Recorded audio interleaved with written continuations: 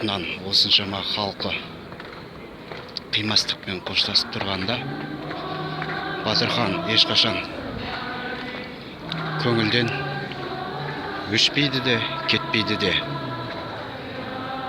Халықтың жадында мәңгі қалады.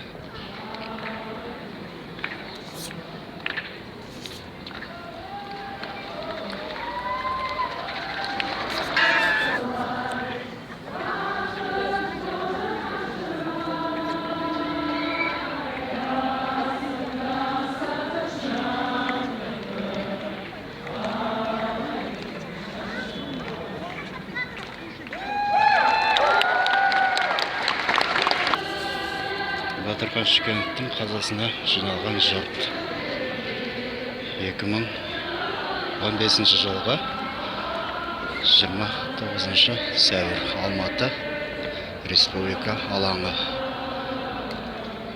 Осы жерде, осы ғимаратта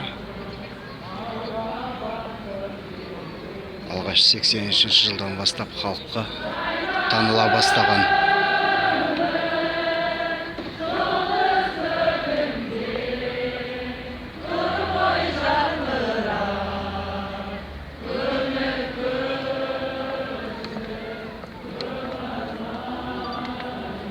можно цветочки есть.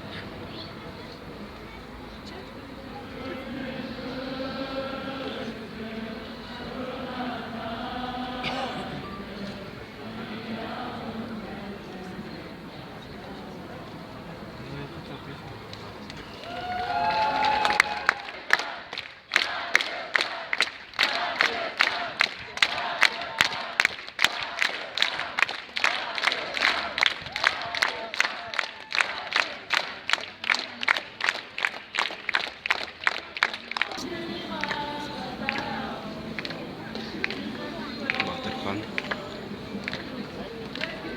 мәңгі халықтың жадында.